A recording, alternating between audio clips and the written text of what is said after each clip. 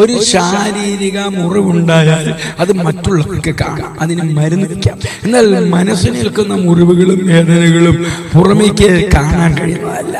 ചിരിക്കുന്ന മുഖത്തിന് പുറകില് കഠിനമായ ഹൃദയവേദനയും നിരാശയും ഒളിച്ചു വെച്ച് ജീവിക്കുന്ന എത്രയോ പേരുണ്ട്. തങ്ങളുടെ സങ്കടങ്ങൾ ആരോടും പറയാൻ കഴിയാതെ, ആരും അത് മനസ്സിലാക്കുന്നില്ലല്ലോ എന്നോർത്ത് വിലപിക്കുന്നവരോട് ഇന്ന് ദൈവജനം വലിയൊരു ഉറപ്പ് നൽകുന്നുണ്ട്.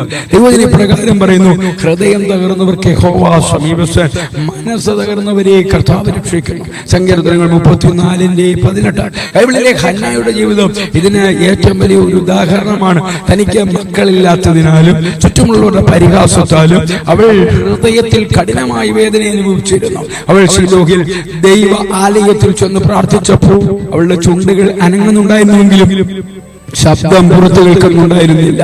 പുറമെ നിന്ന് നോക്കി ഏലി പുരോഹിതനെ പോലും അവളുടെ ഉള്ളിലെ വേദന അവൾ മദ്യപിച്ചിരിക്കുകയാണെന്നാണ് അദ്ദേഹം കരുതിയത്. മനുഷ്യർക്ക് അവളുടെ മാനസിക വിഷമം കാണാൻ കഴിയില്ല. എന്നാൽ ഹൃദയങ്ങളെ നോക്കുന്ന ദൈവം ഹന്നായുടെ വിലാപവും കണ്ണീരും കണ്ടു. അവിടുന്ന് അവളുടെ പ്രാർത്ഥന കേട്ടു ശമൂവേൽ എന്ന മകനെ നൽകി അവളെ അനുഗ്രഹിച്ചു. അവളുടെ മാനസിക വേദനയെ വലിയ സന്തോഷമാക്കി മാറ്റി. മനുഷ്യർ നിങ്ങൾ കണ്ണീരിനെ മാത്രം കാണുമ്പോൾ ദൈവം കണ്ണീരിന് കാരണമായ ഹൃദയത്തിലെ മുറിവുകളെ കാണുന്നു. നിങ്ങൾ തികച്ചു തകർന്നു പോയി എന്ന് കരുതുന്ന നിമിഷമാണ് ദൈവം നിങ്ങളിലേക്ക് ഏറ്റവും കൂടുതൽ അടുത്തിരിക്കുന്ന സമയം. എന്റെ ഉപദേശം ഇതാണ്: നിങ്ങളുടെ മാനസിക വേദനകളെ ഉള്ളിലൊതുക്കി സ്വയം തകരാതിരിക്കുക. മനുഷ്യർ നിങ്ങളുടെ അവസ്ഥ മനസ്സിലാക്കിയില്ലെങ്കിലും നിങ്ങളെ നന്നായി അറിയുന്ന ഒരു ദൈവമുണ്ട്.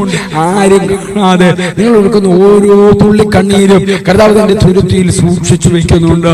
നിങ്ങളുടെ സങ്കടങ്ങൾ പ്രാർത്ഥനയോടെ കർത്താവിന്റെ സന്നിധിയിൽ പകരുക. ഹൃദയം തകർന്നവർക്ക് സമീപസ്ഥനായ ദൈവം നിങ്ങളുടെ മുറിവുകളെ കെട്ടുകയും നിങ്ങളുടെ വിലാപത്തെ സന്തോഷ നൃത്തമാക്കി മാറ്റുകയും ചെയ്യും. കർത്താവ് വിശ്വസ്തനാണ്. ക്രിസ്തുയേശുവിലൂടെ നിത്യതയ്ക്ക് ഉതകുന്ന ഒരു നല്ല ദിവസം ആശംസിക്കുന്നു.